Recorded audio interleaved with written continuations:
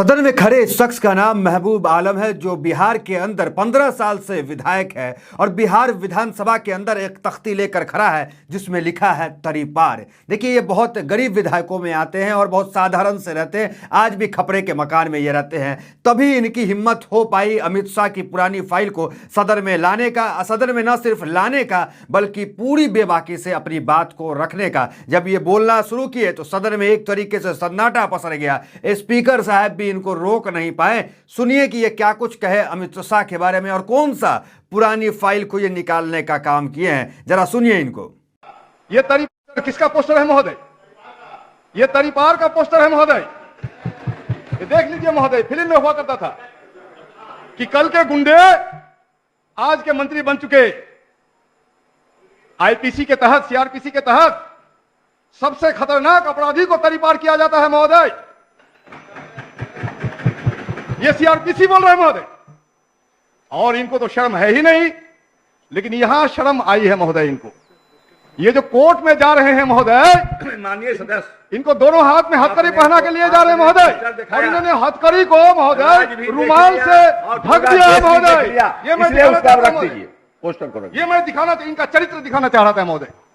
रूमानी इनकलाब की शुरुआत करने वाले जो वीर सावरकर थे, जब बाद में इनको एहसास हुआ कि हमारा हिंदुत्व का राज स्थापित तब तक नहीं होगा जब तक हम अंग्रेजों की गुलामी कबूल नहीं करेंगे, जब तक अंग्रेजों की मुखबिरी नहीं करेंगे, जब तक अंग्रेजों का तलवा नहीं चाटेंगे, जब तक अंग्रेजों का वजीफा नहीं गाएंगे। इनको तो दंगा करवाना है, फसाद करवाना है। गुजरात जैसे दंगों की लहरों पर सवार होकर इसने अपना इमेज चमका है महोदय।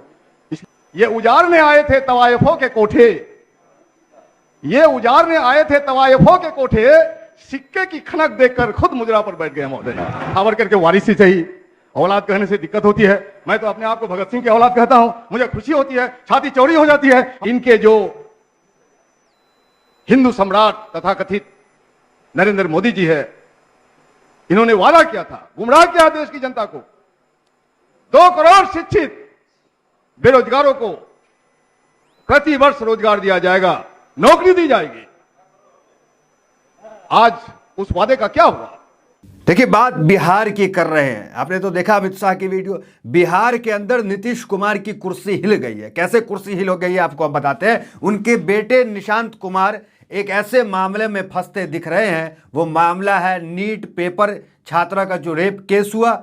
उस रेप केस में मामला धीरे धीरे बढ़ता जा रहा है और मामला बढ़ के इतना निकल गया कि अमिताभ दास पूर्व आईपीएस हैं, उन्होंने साफ साफ कह दिया कि नीट कांड जो पटना के अंदर हुआ, हॉस्टल के अंदर हुआ, उसमें नीतीश कुमार का बेटा निशांत कुमार का हाथ है। तो ये आरोप जो है वो आईपीएस पूर्व जो है उन्होंने लगाया। एक बार उनकी वीडियो देखे, फिर आते हैं उसके बाद कि क्या कुछ ड्रामा जो है संसद विधानसभा के अंदर हुआ बिहार के अंदर। पहले आप पूर्व आईपीएस की वीडियो देखे जो आरोप लगा रहे हैं निशांत कुमार पे। नीट छात्रा कांड में मुख्यमंत्री नीतीश कुमार का बेटा निशांत कुमार मेन एक्यूज्ड है। मैंने आज सीबीआई डायरेक्टर को मैं सबूत देने के लिए कल दिल्ली रवाना हो रहा था। उससे पहले मेरी अवैध गिरफ्तारी हो गई है।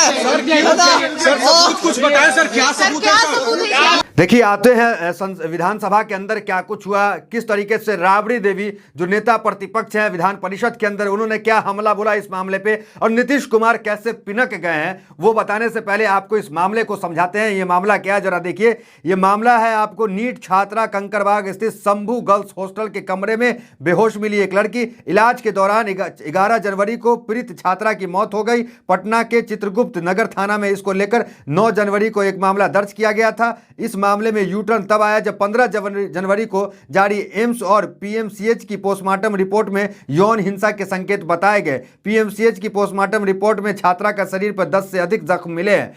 तो मामला गंभीर तब हो गया जब रिपोर्ट में एम्स ने कहा कि इनके साथ यौन शोषण जो है वो हुआ है, कई दाग, कई इस तरह के निशान वहां पे मिले हैं। उसके बाद क्या हुआ? उसके बाद मामला सीबीआई को जाता है, एसआईटी गठन होता है, लेकिन परिवार जो है वो एसआईटी के जांच को संतुष्ट नहीं होती है। ये तमाम बातें चलता है और ये बातें जो वहाँ माफ कीजिएगा, ये जो विधान परिषद है, विधान परिषद के अंदर राबड़ी देवी जो है, जो वहाँ पे जो लीडर है अपोजिशन के, उन्होंने अपनी बात को रखी। और जब वो अपनी बात को रखे, वो लगातार जो है ये बात को उठा रही थी कि मंत्री का बेटा इसके अंदर है, तो इसको लेकर के नीतीश कुमार काफ़ी पिनक गए। देखिए राबड़ी देवी क्या कह रही थी, जरा आपको हम बताते हैं। देखिए, नीट छात्रा की मौत की जाँच जारी है, लेकिन नतीजा नहीं निकलने के बाद लगातार विपक्ष सरकार पर हमलावर है। राबड़ी देवी ने तो यहाँ तक आरोप लगाया कि इस कांड में कोई मंत्री या मंत्री का बेटा शामिल है। हालांकि इस पर सम्राट चौधरी ने जवाब दिया था कि राबड़ी देवी को नाम बताना चाहिए, कोई भी हो 24 घंटे के अंदर गिरफ्तार किया जाएगा। तो इन्होंने कहा राबड़ी देवी से कि आप नाम बताइए, 24 घंटे में गिरफ्तार किया जाएगा। तो राबड़ी देवी लगातार हमलावर है। अब देखिए इसके पलटवार में नीतीश कुमार क्या कुछ कह रहे, जरा वो सुनिए और उनकी भाषा को सुनिए। ये कोई काम किया है? ये लड़की है, ये लड़की है, ये लड़की है, ये लड़की है, ये लड़की है। इसके जो वो हट गए, कुछ दिन के बाद तहसी को बना दिया। ये लोग कोई काम कीजिए, ये लोग।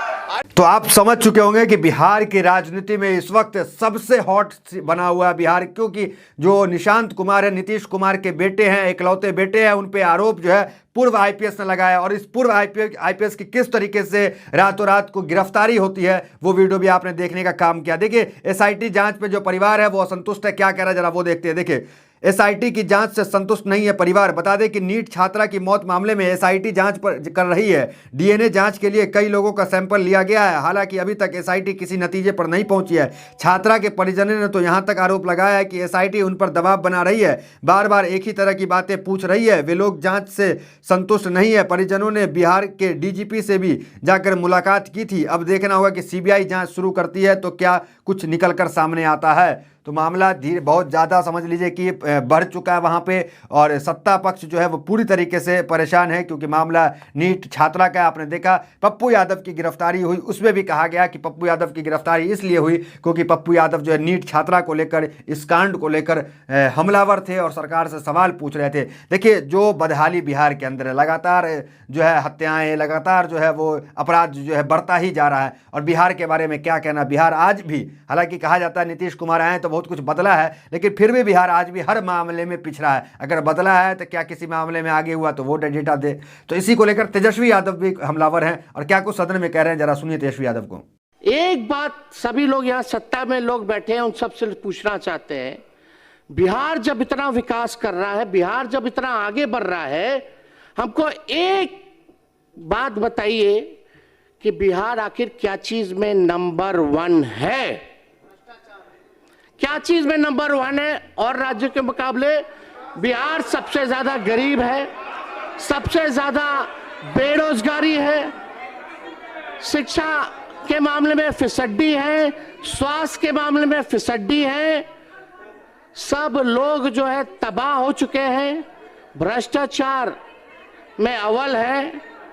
आप देखिएगा अपराधियों का बोलबाला है, प्रति व्यक्ति आय में सबसे कम है, प्रति व्यक्ति निवेश में सबसे कम है, किसान ठगा हुआ महसूस कर रहा है, लोग जो है तफरा तफरी किए हुए हैं। जिन गरीबों का आप लोगों ने दावा करते कि वोट लिया, उन गरीबों के घर को उजाड़ने में आप लोग लगे हुए हैं। यह बिहार की सच्चाई है महोदय। बिहार का प्रति व्यक्ति जो आय है औसत जो अगर दिखाया जाए तो लगभग 1000 से 1100 डॉलर रुपए है। अगर बिहार अगर अलग देश होता तो पूरे दुनिया में सबसे गरीब देश होता। जो सब सहारा अफ्रीका के जो देश हैं, जो माना जाता है विश्व में सबसे गरीब देश, आज बिहार उससे भी गरीब राज होता महोदय, ये सच्चाई है। तो नीट छात्रा के मामले में जो है गुत्थी है, सुलझने का नाम नहीं ले रहा। आगे क्या कुछ होता है सबसे पहले आपको बताएंगे। तो फिलहाल इस वीडियो में इतना ही, मिलते हैं अगले वीडियो से। मेरे साथ बहुत बहुत धन्यवाद।